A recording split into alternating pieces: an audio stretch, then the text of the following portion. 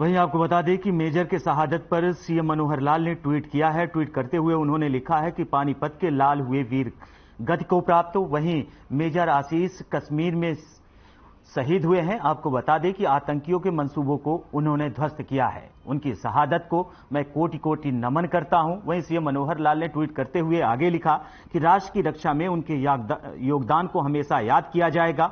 उनके इस बलिदान को देशवासी सदैव याद रखेंगे। पूरा देश उनके साथ और उनके परिवार के साथ खड़ा है।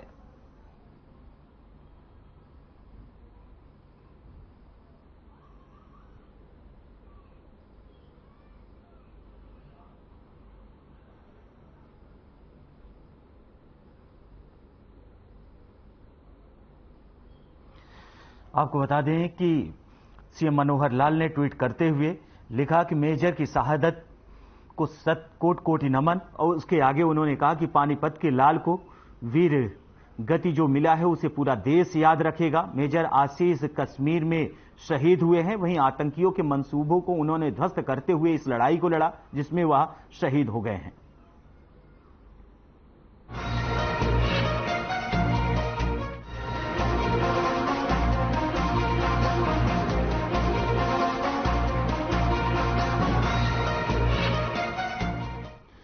चंडीगढ़ से बड़ी खबर आपको बता दी कि राज्य मंत्री संदीप सिंह पर लगे गंभीर आरोप। जूनियर महिला कोच के साथ यौन शोषण का मामला।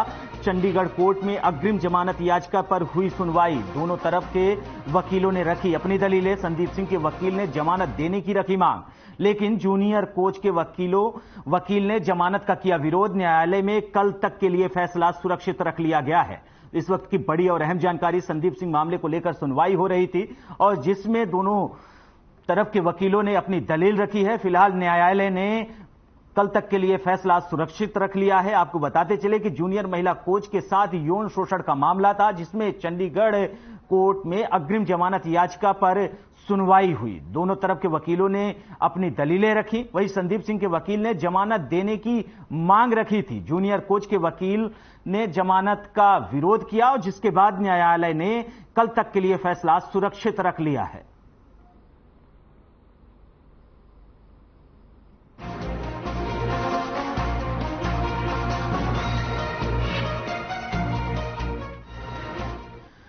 वहीं बढ़ते आपको बता दें कैथल से बड़ी खबर, जहां शिक्षा अधिकारी का क्लर्क गिरफ्तार हुआ है। रिश्वत लेने का आरोप लगा है और 20,000 रिश्वत लेते गिरफ्तार किया गया है। वहीं इंक्रीमेंट ठीक करने के लिए मांगे थे पैसे। एंटी करप्शन ब्यूरो ने भी शिकायत की थी और टीचर के पति ने की थी शिकायत। टीचर के पति ने शिकायत की थी जिसके बाद ये बड़ी कार्रवाई की गई है। आपको बता दें कैथल से इस वक्त की बड़ी और अहम जानकारी आपके टीवी स्क्रीन पर, जहां शिक्षा अधिकारी का क्लर्क गिरफ्तार किया गया है। रिश्वत लेते गिरफ्तार हुआ है।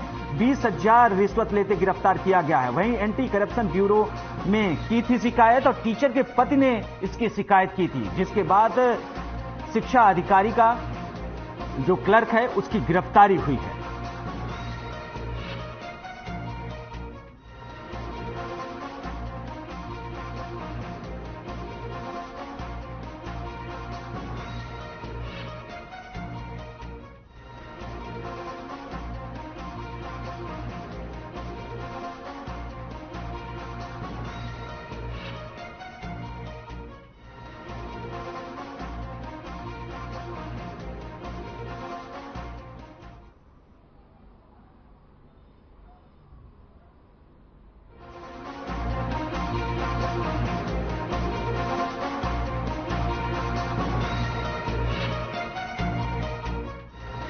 आपको बता दें चंडीगढ़ से इस वक्त की बड़ी और अहम जानकारी, जहां राज्य मंत्री संदीप सिंह पर लगे हैं कई गंभीर आरोप। आपको बता दें कि उसके बाद जूनियर महिला कोच के साथ यौन शोषण का मामला। चंडीगढ़ कोर्ट में अग्रिम जमानत याचिका पर हुई सुनवाई। दोनों तरफ के वकीलों ने अपनी दलीलें रखी। संदीप सिंह के वकील ने जमानत पर रखी अपनी बात, लेकिन जूनियर कोच के वकील ने जमानत का विरोध किया और न्यायालय ने कल तक के लिए फैसला सुरक्षित रख लिया है। तो इस वक्त की बड़ी और अहम जानकारी आपको बता दें कि राज्य मंत्री संदीप सिंह पर लगे गंभीर आरोप के मामले में चंडीगढ़ कोर्ट ने सुनवाई कर रही थी और जिसमें कल तक के लिए फैसला सुरक्षित रख लिया गया है। आपको बता दें कि जूनियर महिला कोच के साथ यौन शोषण का पूरा मामला चंडीगढ़ कोर्ट में अग्रिम जमानत याचिका पर यह सुनवाई हुई। दोनों तरफ के वकीलों ने अपनी अपनी दलीलें रखी। संदीप सिंह के वकील ने जमानत देने की रखी थी मांग, लेकिन जूनियर कोच के वकील ने जमानत का विरोध किया और जिसके बाद न्यायालय ने कल तक के लिए फैसला सुरक्षित रख लिया है। वहीं इस खबर पर हमारे साथ अधिक जानकारी के लिए हमारे संवाददाता चंडीगढ़ से ओपी शर्मा जुड़ गए हैं।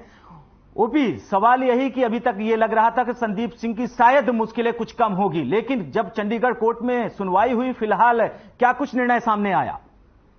देखिए रवि, इस मामले में आपको बता दूं कि जो इस साल 1 जनवरी के आसपास जो है इस पूरे मामले में चंडीगढ़ पुलिस ने जो हरियाणा के राज्य मंत्री संदीप सिंह हैं उनके ऊपर एक जूनियर महिला कोच के साथ जो है यौन शोषण करने का जो है मामला FIR दर्ज की थी और उसके बाद से निरंतर जो है पुलिस इस मामले की जांच कर रही थी। इंस्टाग्राम, व्हाट्सएप या जो भी सोशल मीडिया पे जूनियर कोच और खिलाड़ी मंत्री के बीच जो भी बातचीत हुई थी उन सभी को रिकवर किया गया है। इनके बयान लिया गया, 2 से 3 बार दोनों से पूछताछ भी की गई। उसके बाद इस महीने के जो है शुरुआत में चंडीगढ़ पुलिस की तरफ से चंडीगढ़ लोकल कोर्ट के अंदर जो है वो चार्जशीट दायर कर दी गई। उसके बाद से संदीप सिंह जो राज्य मंत्री हैं उनके ऊपर जो गिरफ्तारी की एक तलवार जो है वो लटक रही, तो उसी से बचने के लिए उन्होंने जो है वो अग्रिम जमानत की याचिका जो है चंडीगढ़ कोर्ट में लगाई थी और उसके ऊपर कल भी सुनवाई हुई थी और आज भी जो सुनवाई हुई, दोनों तरफ से जो है जमानत को लेकर अपने अपनी दलीलें रखेंगे। संदीप सिंह के जो एडवोकेट थे उनका कहना था कि उन्होंने सुप्रीम कोर्ट के एक फैसले का हवाला देते हुए कहा कि जब आरोपी जांच में पूरा सहयोग कर रहा है तो उसकी गिरफ्तारी जो है जरूरी नहीं है। वही जो जूनियर कोच हैं उनके वकील ने जो है दलीलें दी है कि जो जूनियर कोच है उसको धमकी, उनको डराने की, उनका पीछा करने की जो है वो इस तरह की घटनाएं आई हुई है। बीच में कई लोग भी जो है वो समझौता करने के लिए आए थे। तो इस तरह इस मामले में इस खेल मंत्री जो राज्य मंत्री हैं उनको जमानत नहीं, अग्रिम जमानत उनको नहीं दी जानी। तो इसके ऊपर दोनों तरफ से अपने अपने जो है वो पक्ष जो है आज रखे गए हैं और उसके बाद 2 दिन की दलीलें के बाद कोर्ट ने आज अपना जो फैसला है वो रिजर्व रख लिया गया है और कल इस फैसले को जो है कोर्ट सुनाएगा और उसके बाद पता लगेगा कि क्या संदीप सिंह को अग्रिम जमानत मिलती है। अगर उनको अग्रिम जमानत मिलती है तो वो गिरफ्तारी से बच जाएंगे, लेकिन अगर उनको नहीं मिलती है तो उनको हाई कोर्ट का भी जो है रुख करना पड़ सकता है। बिल्कुल बिल्कुल बिल्कुल बिल्कुल ओपी, और सवाल यही है कि कल सुनवाई होगी, फिलहाल मामला कल तक के लिए टाल दिया गया है। ओपी, आप हमारे साथ जुड़े, अधिक जानकारी साझा की, आपका बहुत बहुत शुक्रिया।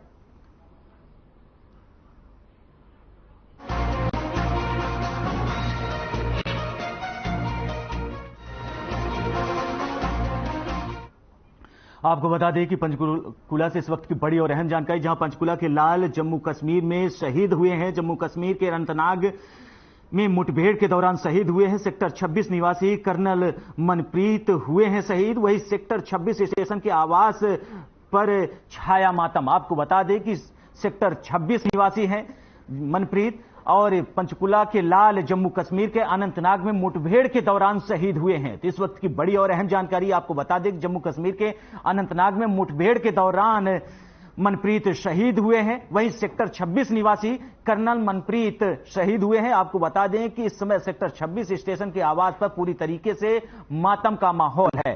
वहीं इसे लेकर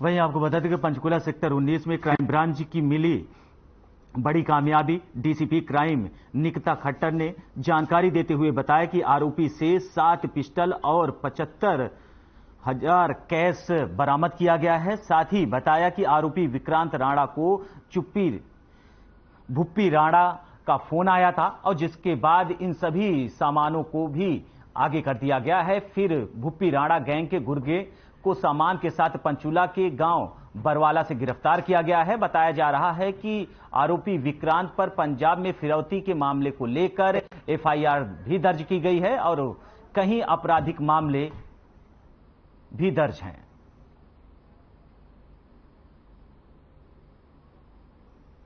इसमें इन्होंने गिरफ्तार किया है एक 22 साल का लड़का विक्रांत। विक्रांत रहने वाला है बरवाला का और बरवाला में ही एक फास्ट फूड की शॉप चलाता है। और विक्रांत से क्राइम ब्रांच 19 की टीम को 7 कंट्री मेड वेपन रिकवर हुए हैं और साथ साथ 72,000 रुपए कैश भी मिला है।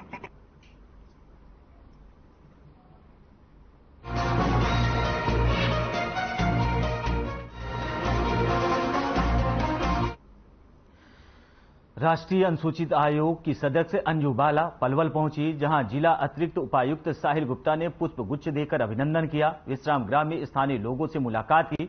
अंजू बाला होडल के गांव बंचारी में कार्यक्रम में शिरकत कर लोगों की सुनवाई करेंगी। आपको बता दें कि वहीं प्रेस वार्ता के दौरान उन्होंने पत्रकारों से मुलाकात की और सरकार की योजनाओं को लेकर जानकारी दी।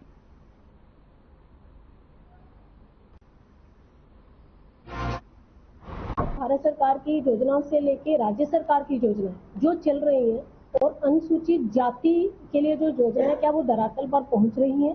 नहीं पहुंच रही है तो सही से उसका उपयोग हो रहा है? जो लाभ मिलना चाहिए वो मिल रहा है कि नहीं मिल रहा है, उस पर हमारी विशेष नजर होती है, क्योंकि उसी की समीक्षा बैठक कमीशन करने आता है।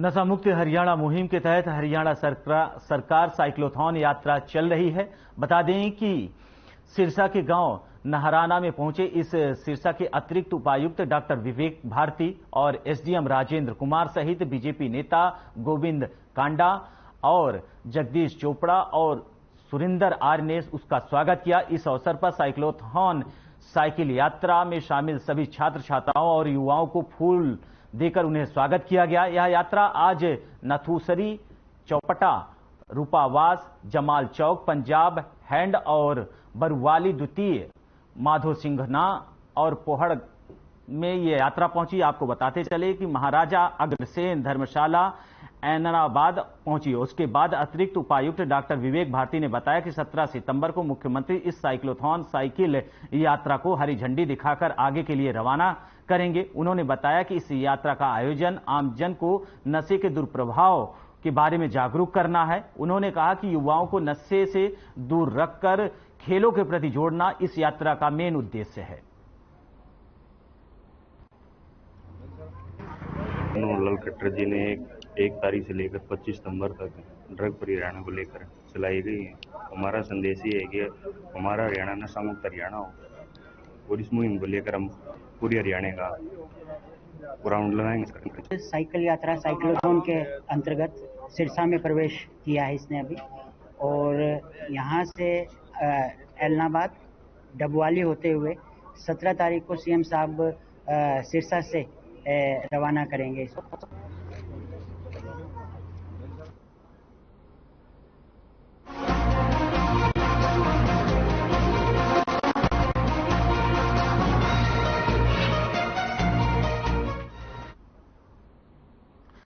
फरीदाबाद में एनएलओ द्वारा आयोजित कार्यकर्ता सम्मेलन में पहुंचे अभय चौटाला ने बीजेपी और कांग्रेस को हुड्डा समेत जमकर निशाना साधा। मुख्यमंत्री द्वारा छह पोर्टल लॉन्च किए जाने को लेकर निशाना साधते हुए कहा कि मुख्यमंत्री का नाम बदलकर पोर्टल रख देना चाहिए, क्योंकि यह सिर्फ पोर्टल की सरकार है और लोग पोर्टल को जड़मूल से समाप्त करना चाहते हैं। वहीं उन्होंने कांग्रेस और हुड्डा पर सवाल उठाते हुए कहा कि पहले यह लोग अखबारों से लड़ते थे, लेकिन अब सड़कों पर लड़ रहे हैं। आपको बता दें कि यदि उन्हें एक मंच पर इकट्ठा किया जाए तो यह लोग आज हुड्डा और कांग्रेस का बेड़ा गर्क हो रहा है और अब दोनों ही लगभग खत्म हो चुके हैं।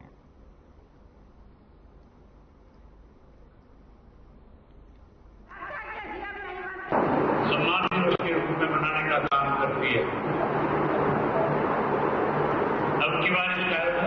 में किया जा रहा है। मैं आप लोगों से नम्र निवेदन करता हूं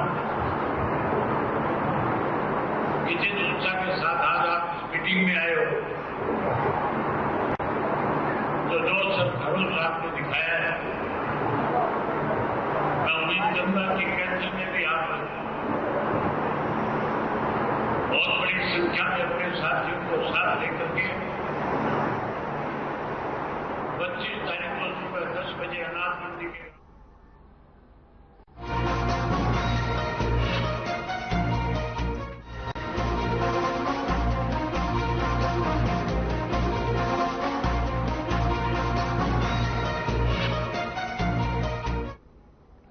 गुरुग्राम में यूनिवर्सिटी में शिक्षा नीति 2020 को लेकर अनुशासित और केंद्रित पाठ्यक्रम में बेहतर शिक्षण का माहौल बनाना उद्देश्य है। वहीं इस पाठ्यक्रम में से आज के भविष्य का पूरी तरह से व्यक्तित्व और विकास संभव हो सकेगा, जो बड़े लक्ष्यों को नई प्रणाली के तहत आसान करेगा, जो प्रत्येक व्यक्ति की रचनात्मक क्षमता के विकास पर विशेष रूप से जोर देगा।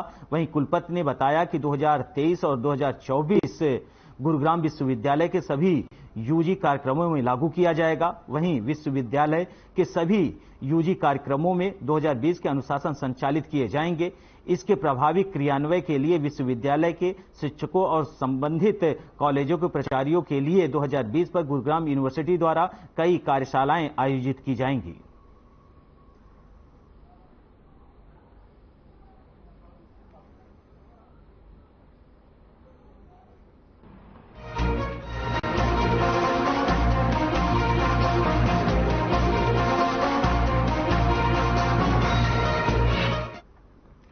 नरनौंद के सामान्य अस्पताल में आयुष्मान भव योजना का शुभारंभ किया गया। योजना का शुभारंभ रिटायर्ड अतिरिक्त उपायुक्त ओम प्रकाश लोहान ने किया। उन्होंने कहा कि स्वास्थ्य एवं परिवार कल्याण मंत्रालय की आयुष्मान भव एक ऐसी योजना है जिसके अंतर्गत ग्रामीण एवं शहरी क्षेत्र के एक विभिन्न स्वास्थ्य योजनाओं का विस्तार किया जाना है।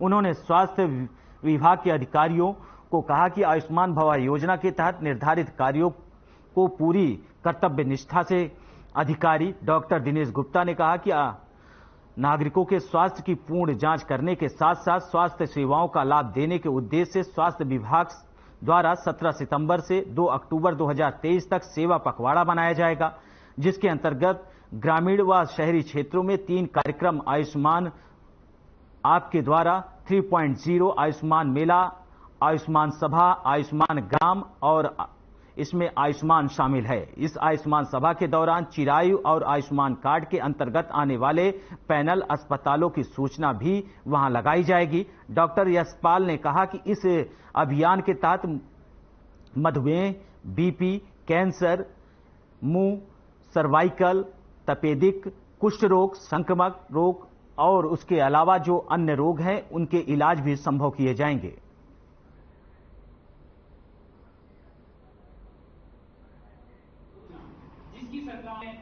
13 सितंबर 2023 को राष्ट्रपति महोदय द्वारा पूरे देश में आयुष्मान भव का इनॉग्रेशन किया गया है। उसी तर्ज पे हमने अपना उपमंडल नागरिक अस्पताल नारनौंद पे आयुष्मान भव के बारे में इस तरह के ये जो है आयोजन किया था। आयुष्मान भव में योजनाएं, जैसे कि आपको पहले से पता है, आयुष्मान भारत में पहले 1,80,000 तक के जो वार्षिक आय वाले परिवार थे उनको सालाना 5 लाख रुपए स्वास्थ्य लाभ के लिए सरकार द्वारा दिया जा रहा था। इसमें प्रति सप्ताह तो आयुष्मान मेले का आयोजन करेंगे, जिसमें मेडिकल कॉलेज से जो टीमें आएंगी, स्पेशलिस्ट आएंगे, वो सामाजिक रूप से सभी लोगों के स्वास्थ्य की जांच करेंगे, अपनी विशेषज्ञता के परामर्श देंगे। साथ में 2 अक्टूबर को आयुष्मान सभा का भी आयोजन करेंगे।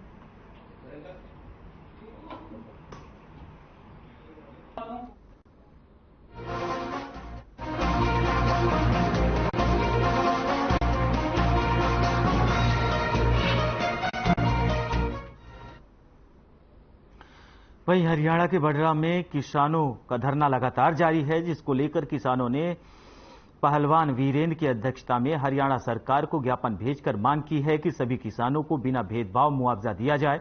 इस अवसर पर अनेक सामाजिक संगठनों के प्रतिनिधियों ने पहुंचकर किसानों को समर्थन दिया और उनकी मांगों को जायज ठहराया।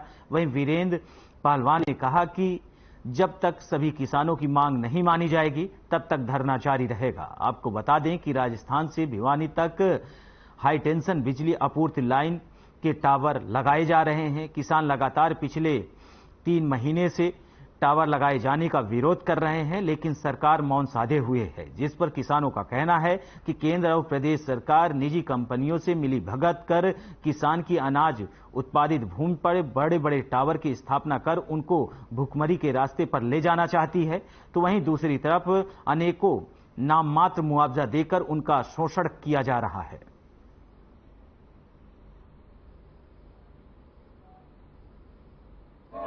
चौबीस दिन हो लिए धरना पर बैठे रामदास। पहले भी हमने पहले वाले डीसी को भी ज्ञापन दिया, एसडीएम को भी ज्ञापन दिया, उनसे 2-2, 4-4 हमारी मुलाकात भी हुई, लेकिन काम पार नहीं चला। एसडीएम और ये डीसी बदली हो गए, इसलिए हमने डीसी को भी ज्ञापन दिया। आज इस एसडीएम को ज्ञापन इसलिए दिया है कि हमारे आज भी दादरी जिले में दर्जन भर गांव किसान ऐसे हैं जो इस मुआवजा से वंचित हैं। को समान मुआवजा दें।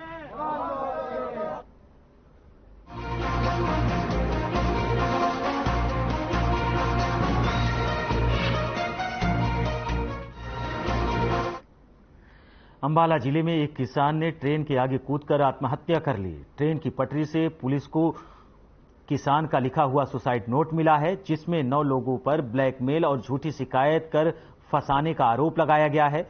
मृतक के परिजनों की माने तो गांव के कुछ लोगों ने मृतक के खिलाफ झूठी एफआईआर करवा दी थी और समझौते के नाम पर 2 लाख रुपए की मांग की गई थी, जिसके दबाव के चलते सुजीत ने आत्महत्या कर ली। फिलहाल पुलिस ने सुसाइड नोट के आधार पर 9 लोगों के खिलाफ एफआईआर दर्ज करके आगे की कार्रवाई में जुट गई है।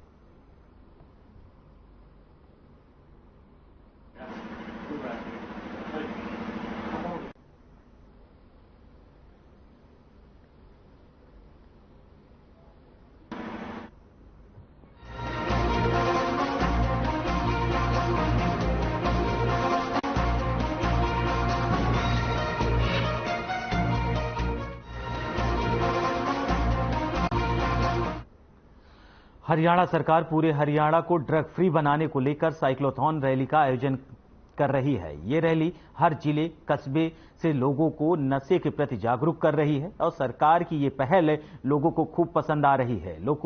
लेकिन इस प्रकार की रैली में बढ़ चढ़कर लोग हिस्सा भी ले रहे हैं। इसी क्रम में ये हांसी से आगे बढ़ते हुए साइकिल यात्रा रैली फतेहाबाद पहुंची। वहीं विधायक विनोद भयाना ने हांसी में साइकिल यात्रा को हरी झंडी दिखाकर आगे के लिए रवाना किया।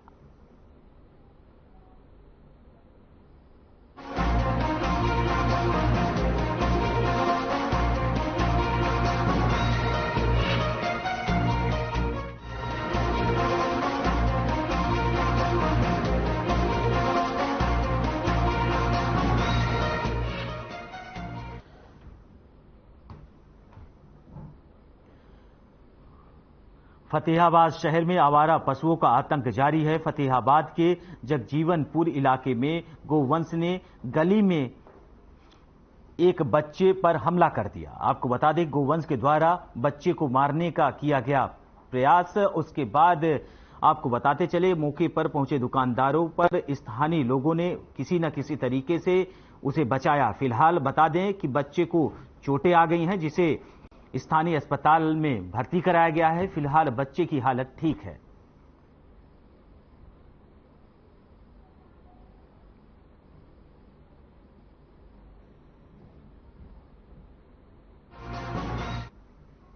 पर सामान लेने के लिए आया था तो गाय ने एकदम उसके ऊपर हमला कर दिया। तो ये समझ से बाहर हो रहा है जितना प्रशासन क्या कर रहा है जिस चीज के ऊपर। बच्चे क्या गली में जाए ना, या कोई बड़े बुजुर्ग भी होते हैं गली के अंदर। ये सिस्टम के अंदर जगह जगह गायें बैठी हैं, बल्द बैठे हैं, फिर रहे हैं जी। ये कोई जगह जगह हादसे हो रहे हैं। जिस दिन कोई मेजर प्रॉब्लम होएगी क्या उस दिन प्रशासन हाथ लगाएगा इस चीज को।